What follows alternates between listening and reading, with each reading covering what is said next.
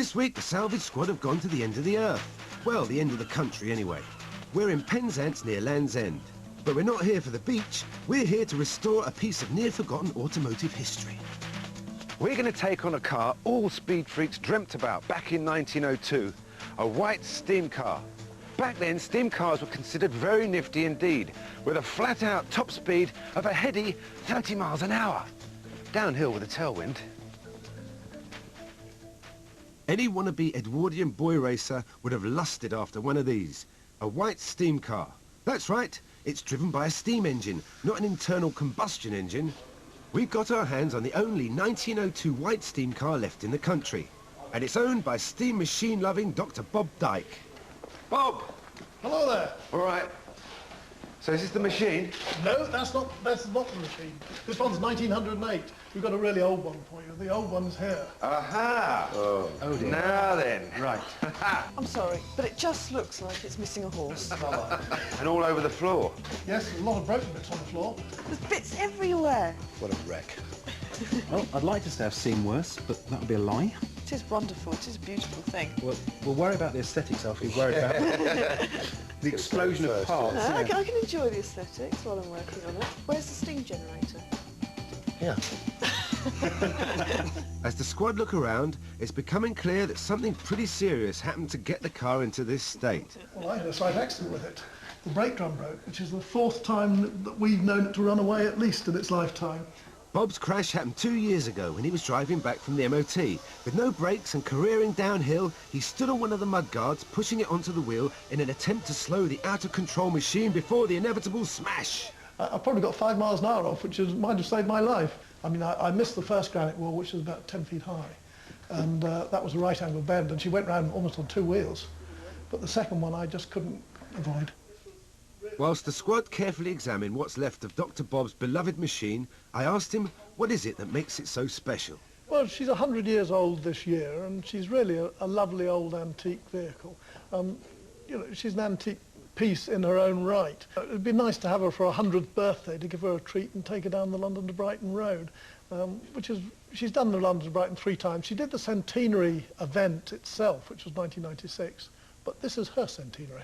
When these horseless carriages first turned up, those with money in the railways were so worried it would destroy their livelihood that they demanded a man walk in front with a red flag. This kept the vehicles down to a mere 4 miles an hour, but it didn't last long. In 1896, the first ever London to Brighton run took place to celebrate the law's abolition. And ever since then, the run has been an annual fixture. Our aim, to get the car back together and take it on the world's oldest motoring event. Dr. Bob's whole family are steam engine potty. His dad owned numerous vehicles, and Bob and his siblings grew up greasy and loving it. Dr. Bob's now got 4 cars. Our 1902 Whites is his favourite. He's had a crack at repairing some of the damage, mostly on the wooden body. The rest I've left to you, team. And there is still quite a lot to do. Oh, there's an awful lot. It's all the jigsaw puzzle to go together again. So the deal would be, hoping and praying that it can be restored, that you don't see it until it is fully restored.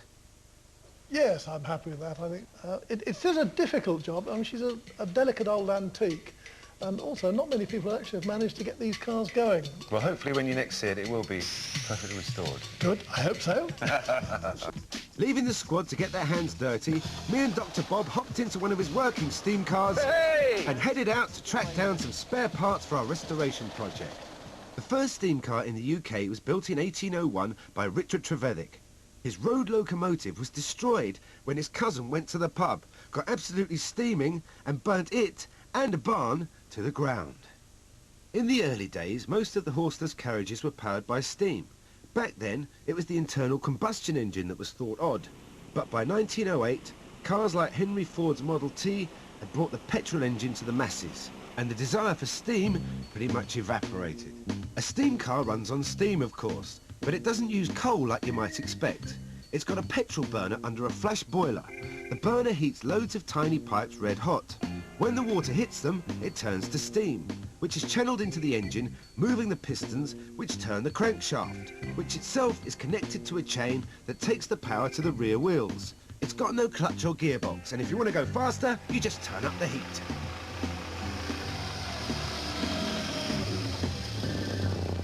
To help the squad with the build, we've roped in Dr. Bob's son Michael.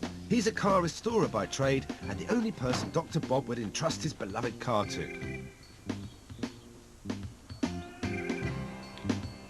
This sled type affair is actually the body of the car. What are we doing? Right, well, I think the first thing we've got to do is all the fittings have got to be removed from the old broken parts, measured, and then re-drilled and fitted to the body. So any volunteers on that one? I'll do that. Ah, right, okay. I'm happy with that, yeah. That does need to be accurate. Everything's got to be in the right places. Otherwise you find later on that things don't fit together quite as well as they should. Yeah. Then we need someone to do the engine, which is going to be a little project in itself because it's a bit bent and it needs a bit of straightening and sorting. Bags like that. Right, okay, you like engines? Oh, wow. Right, fair enough, yeah. Okay. Well, that leaves you with the steam side. Excellent. So I would have thought Jerry for the engine, but I'm happy with the generator. Excellent. Okay. I mean, there's a lot of pipes and fittings and all sorts of things to sort out. So you're going to have a bit of your work cut out as well. I think, so. I've never done one before, but how hard can it be? Oh no, shouldn't be too bad. Got to clean them first.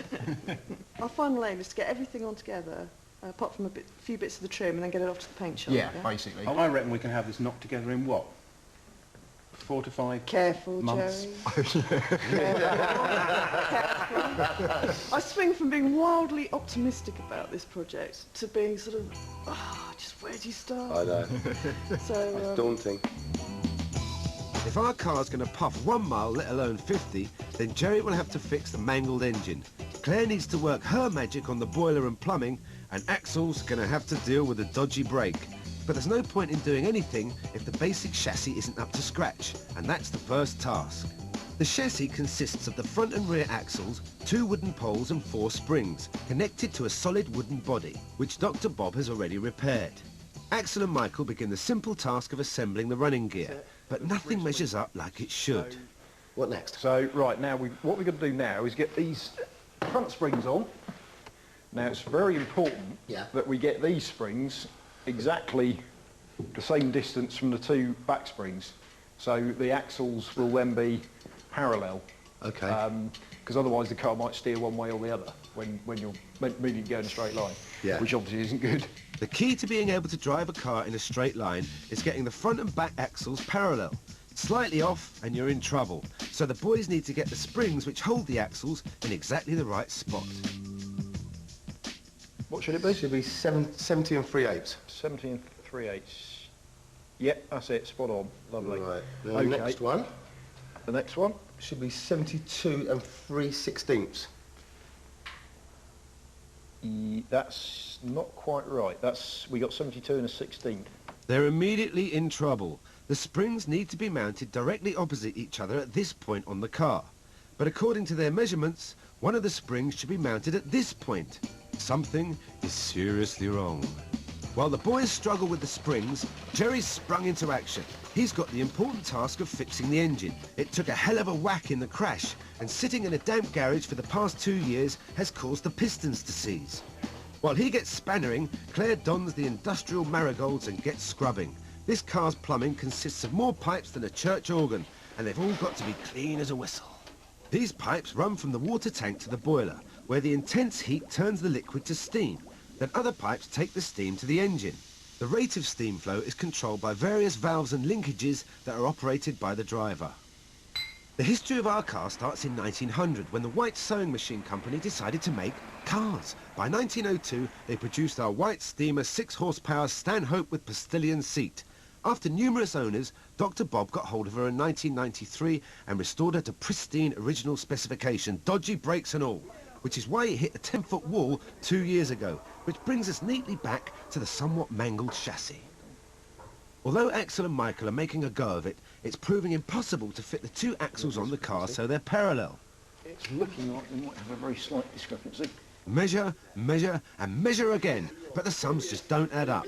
But they have to. If the wheels don't go on right, all the other tasks are meaningless. Never mind getting to Brighton, the car won't even get down the drive. I don't think Dr. Bob realises how bad this steam car is at the moment. I mean, every part we look at is bent. And with Jerry's expertise and Claire's expertise, I really don't know if we can get it done. The Salvage squad are restoring a veteran steam car. it had a slight accident when its owner, Dr. Bob, ploughed it into a granite wall. We're trying to rebuild it in time for a 100th birthday treat, the London to Brighton run. But at the moment, Jerry's engine is seized, Claire's pipes are all over the floor, and Axel's having trouble with his tape measure. They just can't get the springs in the right place. How accurate are we going to be? Yeah. The boys go back to basics and measure the chassis again. The double checking works, and they find that the measurements were right, but it was their starting point that was wrong. The wood on one side of the car is a tiny bit shorter than the other.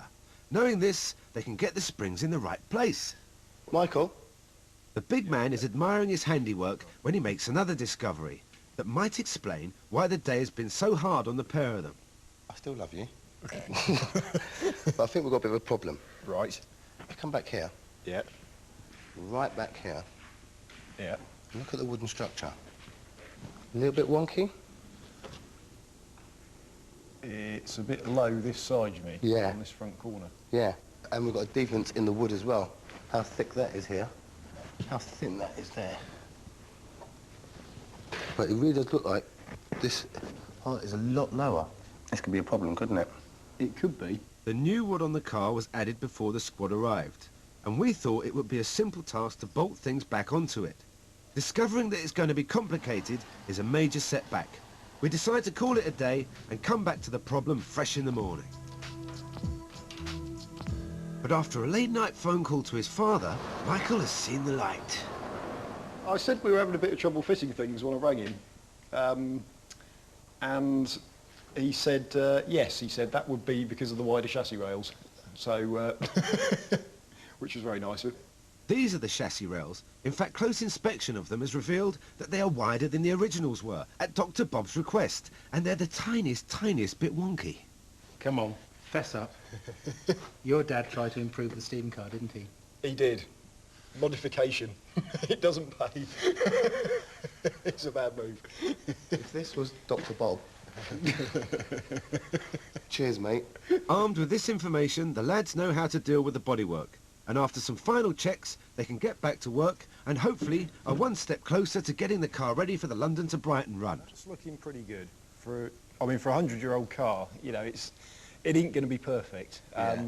We've got our measurements between the axles, they're right. Yeah. So I think what we're going to have to do is just go with it, get it up on its wheels, and see what it's like then. Hopefully it'll be fine. Okay. Okay. Everything goes back on? Yep. Might as well put it all back together again. Let's go. No problem. But it seems like one step forward, two steps back. This is less a progress report, more of a disaster bulletin. The eccentric rod should look like that.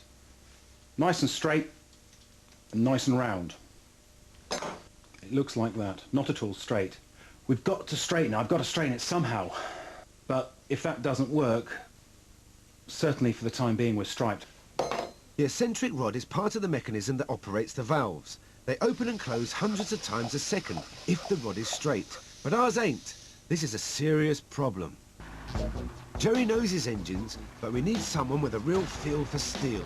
Nigel Tamblin said he'd be straight round. It looks like he means business. Well, bearing in mind that this hasn't cracked, it's possible we might be able to put it back so that we can use it again. But it is an attempt. Right. No, we will try. The problem is if we don't succeed in this, there's an awful lot involved in making a new one. These are 100-year-old car parts we're dealing with. You can't just hit them with a hammer. Nigel is bringing to bear umpteen years of experience to cajole this traumatized piece of metal back into its original shape.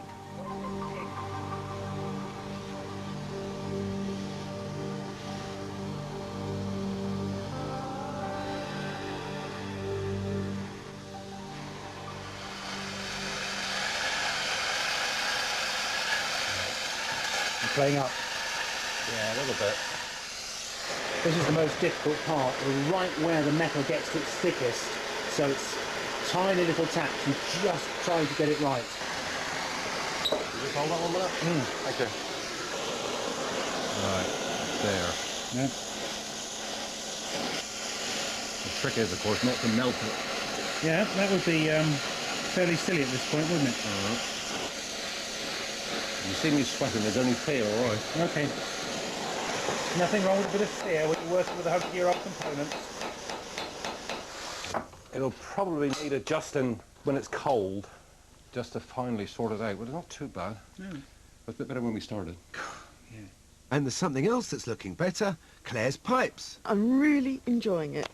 I've got all the grease off, and I'm just sort of trying to put it together with the help of these pornographic pictures of dirty steam engines here. And I sort of pick up things and think, oh, I don't know what that is. I don't know where it goes. And I sort of look at it and I think, no, I don't know. And then it's like putting a jigsaw puzzle. You kind of think, that's where it goes. Meanwhile, in another part of the country... This is the way I travel, Bob. Oh yeah, it's very nice. You can see over all the hedges and see what's going on. It's very nice to be nosy occasionally. I don't think I'm going to travel any other way in the future. Me and Dr. Bob have hit the road. We've got to find some original mudguards for our restoration project. The ones we've got now are adapted from old motorcycle mudguards and they just won't do. But where do you find antique car spares? At an antique car boot sale, of course. And we've come to Bewley Auto Jumble. Given that we've got the only car of its type in the country, I think our chances of finding a set of mudguards are slim. But Dr. Bob's confident. So there's old cars, new cars, headlights, steering wheels, engine parts. But where am I going to find my mudguards? They could be on any stall. Really, you just don't know with this sort of thing. You might find them on motorbike stalls or car stalls or modern stalls with some old bits. You can find them anywhere. So where do I start? Well, start at one end and work your way around every stall is the answer. I left him at his stall where he'll be flogging steam parts all day, and I headed off to take a peek at some of the others. You don't by any chance have any 1902 white steam car mudguards? Ah, the machine à vapeur. Steam car. Well, nothing for steam car. No? Désolé. The machine à vapeur. The machine à vapeur. Nous n'avons pas. Matériel à vapeur. Machine à vapeur. Ah, you have to send my friend Colas. The machine à vapeur. Il est où? The helpful Frenchman steered me to the much-discussed machine à vapeur, but it wasn't exactly what I was looking for. Where is the little boy? Oh, I see. Okay, merci. Hang on a minute. Mudguards. Excuse me, sir. Where did you buy those, would you mind? What, we bought them off of renovation spares up over the other field there. Oh, really? Yeah. Great, thank you very much. So they'll do anything you like up there for bikes. Great. Oh, bikes. Right. You wouldn't by any chance know where I could find some white steam car mudguards, 1902. Any particular colour? We do them, we do reconditioned, we do brand new ones, or we just do some old relic ones. Now he's just taking the mickey. On a sunny Saturday, I can think of worse things than looking for some car parts. But the enormity of my task has begun to dawn on me. With 32,000 punters to wade through and 2,000 stands to search, it was going to be like looking for 100-year-old mudguards. You wouldn't know where I'll be able to find some steam car mudguards, would you by any chance? Yeah, it's a guy over in Ayfield, right near the entrance. At last, someone who's taken me seriously. What's his name? Dr. Bob. Dr. Bob? Yeah, Dr. Bob. Right. That was the one place I knew there weren't any mudguards. There was only one thing left to do, call the squad. Hello, Claire, it's Suggs. Oh, hello, Fox. How are you, mate? Not very well. No, I've been round this Bewley about 10 times. I haven't been able to find the mudguards. I think I'd have to use the existing ones. No. I don't want to put those horrible old motorbike mudguards back on the car. Any ideas, chaps? I suppose you could make them. Why not? Who can we get to do it? Well, I know, man. Lance. Lance. We got a man who could make them for us, we're sure of it. Lance. Lance? Lance who?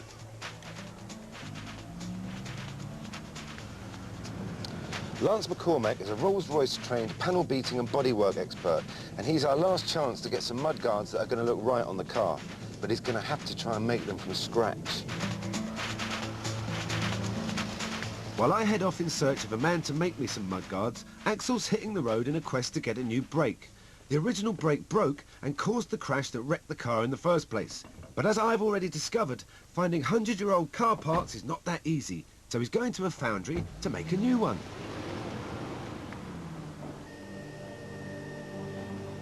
The heart of a foundry is its furnace. It turns cold, solid lumps of metal into molten liquid, which is then cast.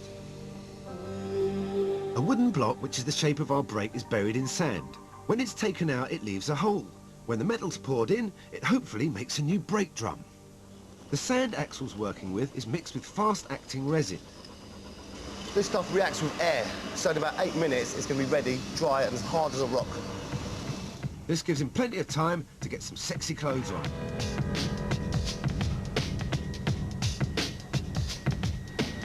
Let's go and pour some metal. This molten metal is poured in at a staggering 1,500 degrees.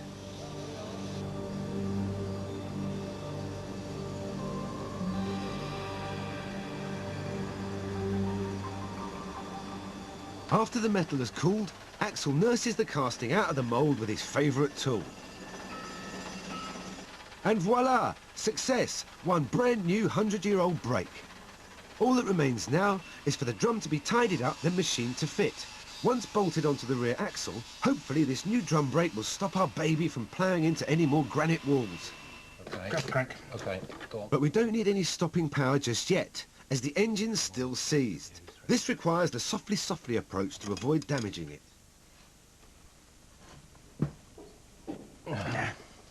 Okay, he moved a bit. He did move a bit, which is encouraging.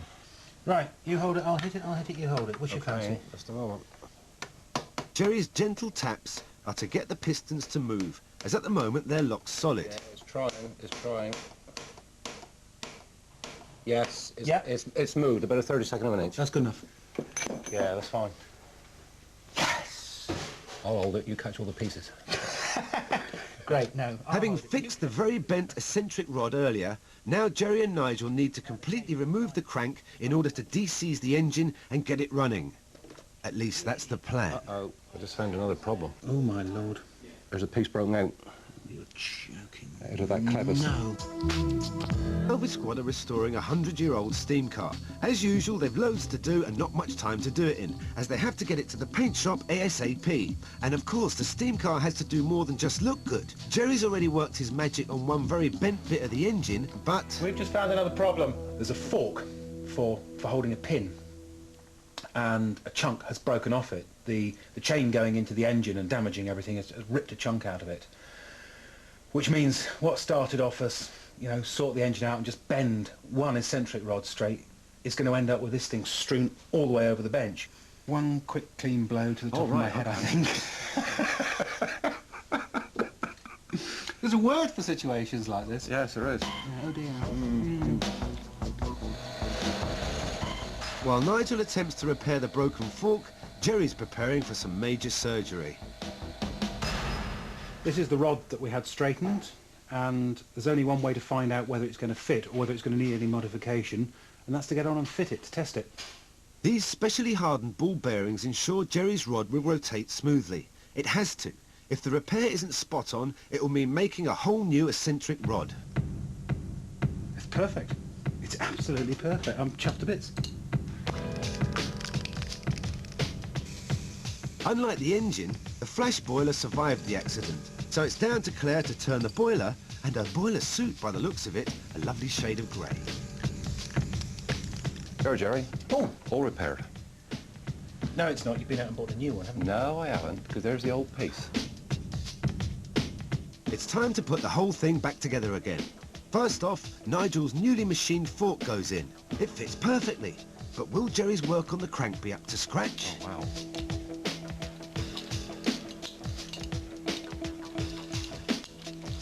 Very nice. You've done a good job of that, Jerry. Excellent.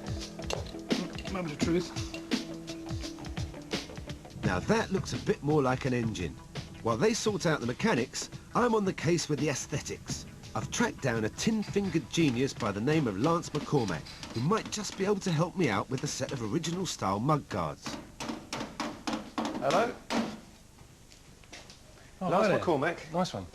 How you going? Yeah, super, yeah. I've heard about you, world-famous body work and panel beating expert. Well, I've massaged a bit of metal in my time. What have you got there? I might have a little job for you. Which is? It's actually some mud guards.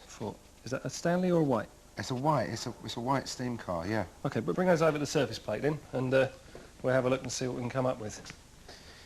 Yeah, because I spent what felt like a couple of months at the Bewley Auto Jumble, and one day, and had absolutely no luck at all. No. We just couldn't find any original mud guards. No. Yeah. Well, these are obviously just off a motorcycle, aren't they? I suppose I think that's probably what it is. If you yeah. straight away, I can see that you've got this sort of cutaway, Even around the tyre there, you've got a bulge in the iron, so they're dreadful. So how would you go about making something like that? It's not something you can have a machine, you put in a set of coordinates and out pops the wing, you know, you do that in your dreams. What we do is everything here is made by hand. We have to first make patterns up, and then it's cutting the metal out and forming it. Typically we'd use the English wheel. What's English wheel? Well, it's this contraption here. It produces double curvature metalwork. It harks back to the days where if you wanted a very smart car, you'd go out to the maker, namely say Rolls or Bentley, and then you come to the coach builder and we'd clothe the body to your requirements. A bit Savile Row, you know, it's bespoke metalwork, you know. And how does it work? I'll give you a little demonstration if you want. There's a piece here of that Aston Martin that you saw me working on the way in. I'm just going to tighten it up from down below here. And by moving this backwards and forwards in a manner, we actually raise it. See that there? Yeah, so you're starting to get a curve on both sides, yeah. So even now you can see that there's a curve there and a curve there. This is a very simple illustration, but that's producing a double curvature. And so is this an alternative to beating metal? Yeah, this would be. If you this is, they call it the English wheel from England, and this is what we used here on the continent. They would have sort of raised things up on wooden blocks, planished, shaped with hammers and blocks. And this is what we use. It's a far smoother, far superior way of doing things.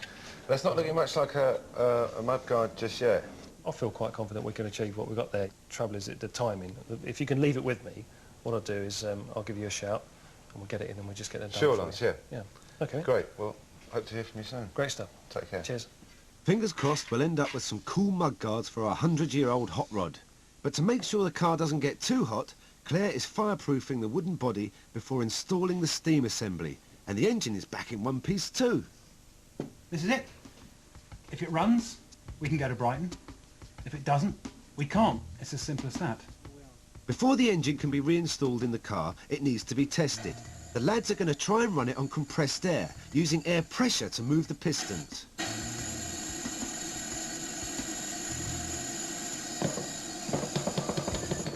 That's it. There she goes. It's tight. I'm not surprised for the fact that it's been standing for 2 years without being oiled up properly. But I would like it to go a bit better than that. There, Jerry. I got a bigger airline. Well, let's try that. Let's try it, yeah. They try again with a more powerful air supply direct from the compressor. Right, direct to mains. Excellent. That'll be more like it then, won't it? Lovely. That's it. Oh, that's nice. We heard noises. It's alive! Good job, guys. What this means is it's definitely going to run in the car. We're halfway to Brighton already, aren't we? It's a big step forward, but there's a long road ahead. As anyone will tell you, a car without wheels ain't going anywhere. About time we put some on then. These wire wheels are factory originals, and although they've been around for a while, they're in good shape. The front wheels go onto the front axle, surprisingly, which in turn is attached to the front springs. Look, we've got steering. The wheels are controlled by the steering column, which runs from the front axle to the tiller. That's the stick with the horn on it. Finally, long last, we have the steering linkage done.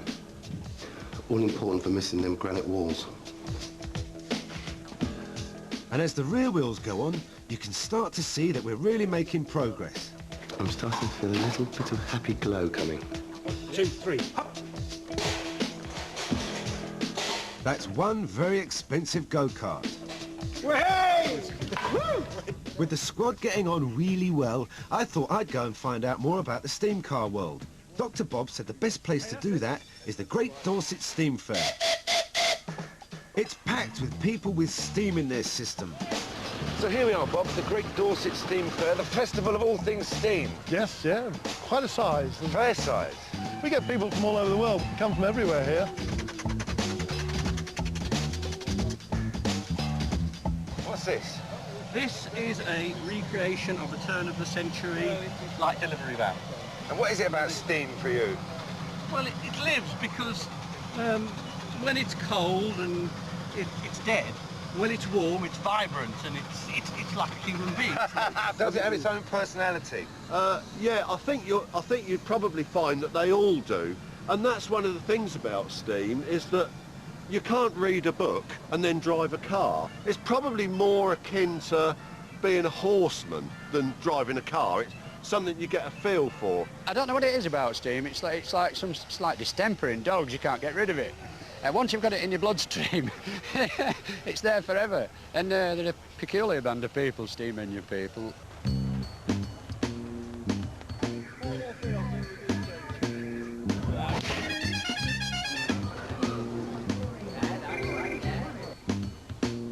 In keeping with the festival tradition, we thought we'd go for a spin in the affectionately named playpen. We're going in with a big place, Bob! This is the area where the owners get to take their vehicles out for a run. That's amazing, isn't it? Go down there and have a... Everybody here loves steam engines. Everybody.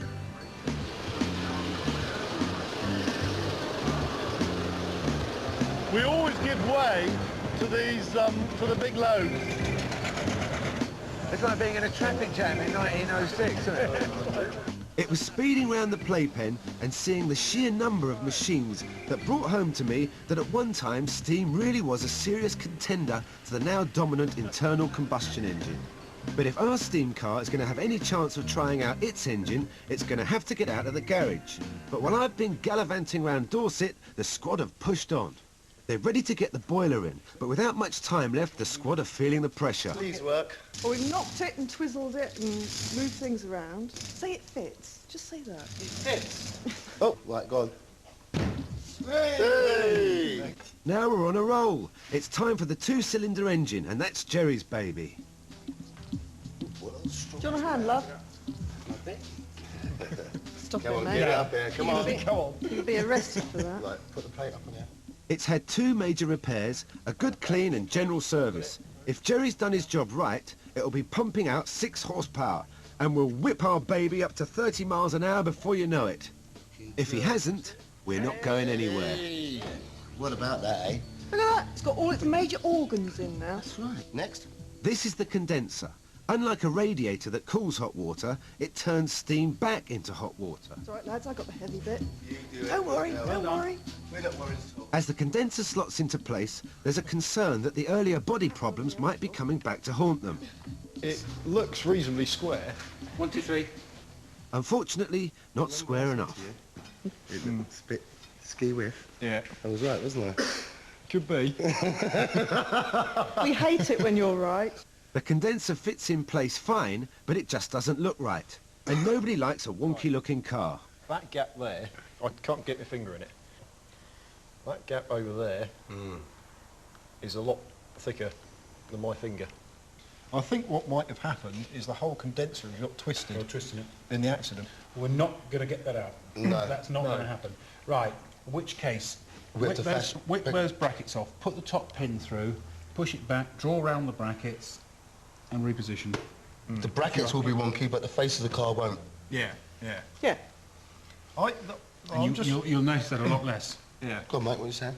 I'm just wondering whether we can give it a tweak. No. No, Jerry? you don't start That's tweaking very radio. decisive, Joe. No, It's Hold a on a condenser. minute. It's a condenser. Yeah. I'm not brave enough to tweak it. Foolhardy enough to tweak it. Yeah, but it's not us who's Axel? being disinherited. Let's put a bolt through it. Can we get a bolt Let's in that put the side? bolt through this side and Yeah. then... We'll just put part of the rod through. But Jerry, yeah. go and make a cup of tea if this can be painful. With tempers running high and time running short, they decide to move one of the 2 brackets so it's not parallel with its partner. The bracket repositioned. It might sound odd, but doing this will allow the condenser to sit straight. The squad have now spent a lot of time on a detail purely to do with the car's looks, and they haven't even tested it yet. Better. Lovely. No need nut to the other end. It's got a face. One last nut, and the condenser, or face as some people like to call it, is on the level. But time is marching on, and the car has to get to the paint shop soon in order for it to be painted and dry in time for the London to Brighton run. But at last it seems like the end is in sight. Come on, Claire, join me. I'll drive. Yeah. Hang on, we're on fire. Oh, hold on. To the paint shop! The salvage squad are trying to restore a veteran car in time for the London to Brighton run. They've successfully overcome pipe problems, baffling bodywork and engine enigmas. I'm starting to feel a little bit of happy glow coming. And at last they can get the thing off to the paint shop. For 6 coats of dark green coach paint. And something a little extra. A surprise for Dr. Bob. Some contrasting yellow lining. It's quite a transformation. Now that is gorgeous. Wonderful now, isn't it? Yeah, a bit better. A bit better, he says. It's fantastic. Shows off all her curves. Yeah, the lines come out nicely. So it looks a lot better than when you first appeared. Yeah. How can you fail? Will it go? Will it go? Yes. If it runs on the bench, it'll run in the car. I hope he's right, because rather than check the car runs, the squad decide what it needs is some fancy final touches. Yeah.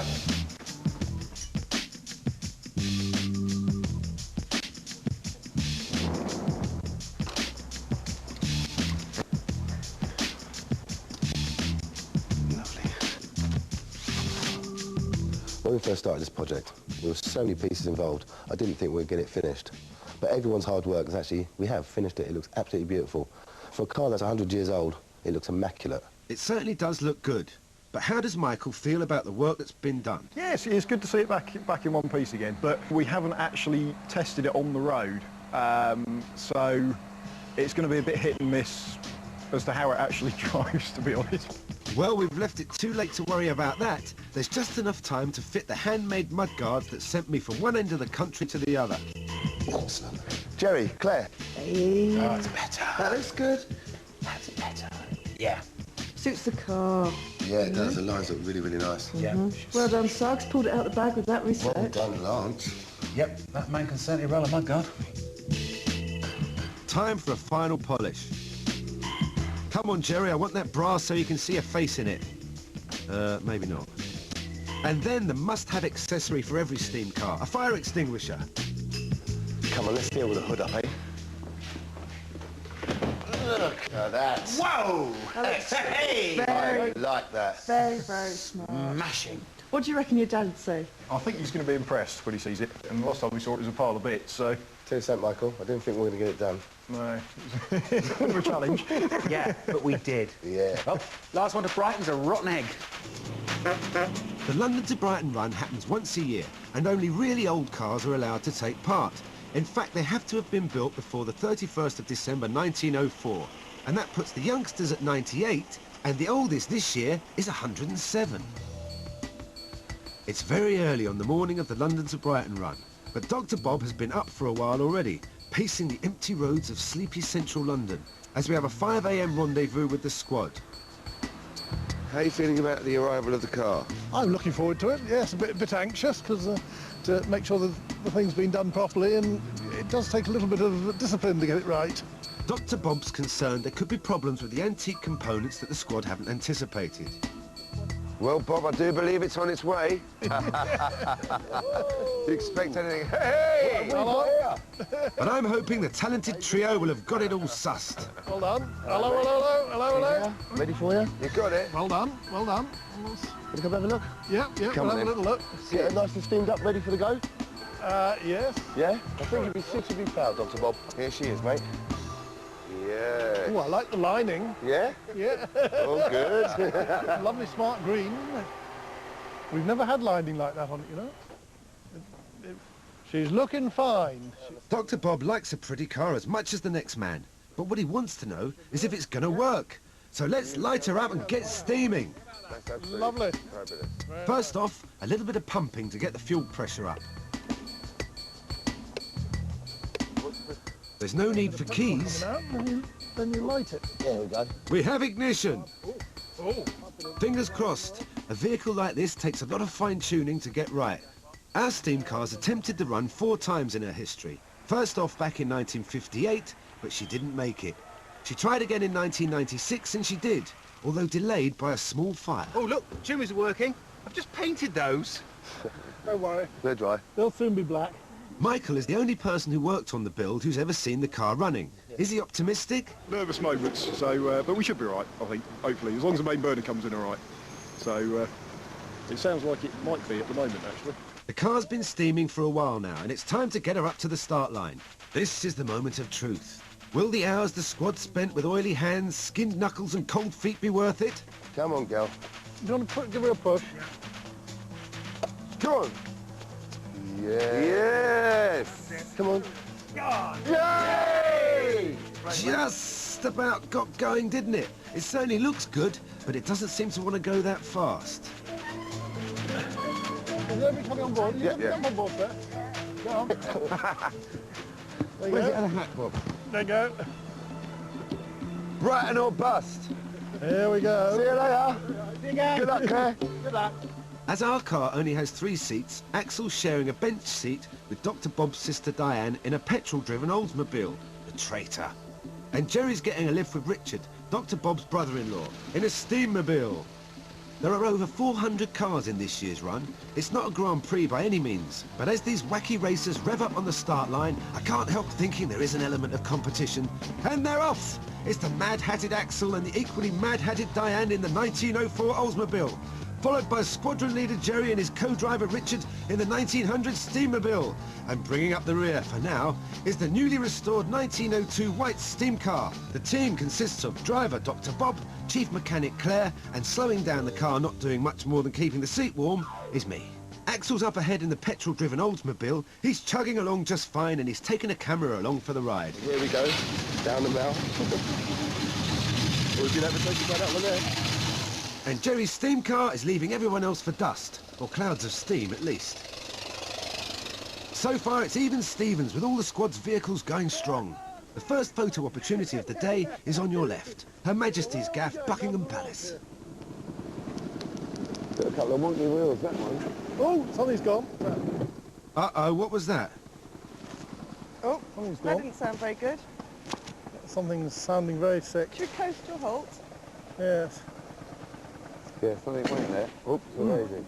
Oh dear, that's a mere 3/4 of a mile from the start line. Well, we made it to Buckingham Palace, eh? that sounded expensive. Oh, it's the chain. Yeah. It's only the chain coming off, but I'm beginning to think that perhaps I should sort out an alternative mode of transport, because there's no way I'm walking to Brighton. Dr. Bob's got it sorted, but this definitely has the potential to turn into a right royal fiasco. But our steam-driven car's not the only one with problems. Now I can see why they do this race once a year. Axel's petrol-driven Oldsmobile is really motoring, but a lot of these cars will require attention on the run. But that's what old-fashioned motoring entails. Your steering wheel in one hand and your toolbox in the other. The chain's back on and the white's back in the run. If we can just keep her running, we'll be all right. Do you reckon? While the petrol-powered Oldsmobile is still going great guns, our steam car is just approaching Westminster Bridge, and guess what? More problems. Come on, baby. The fuel tank's starting to lose pressure, so Dr. Bob's pumping like a madman, and any steam we do get isn't providing the usual oomph. Perhaps you'll just make it. We shoot past the Houses of Parliament with all the speed of a Tory peer heading for the job centre.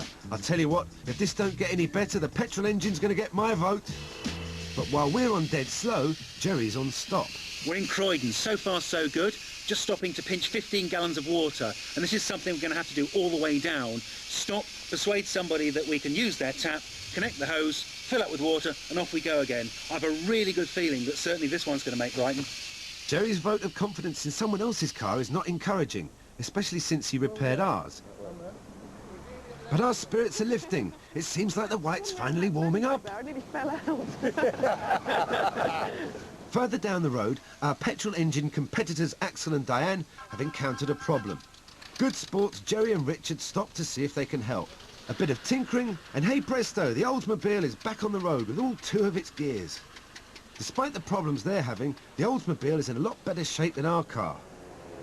Yeah. Does it see if the brakes are warm? Yeah, they're hot. I've got the brakes on. The brakes are stuck on.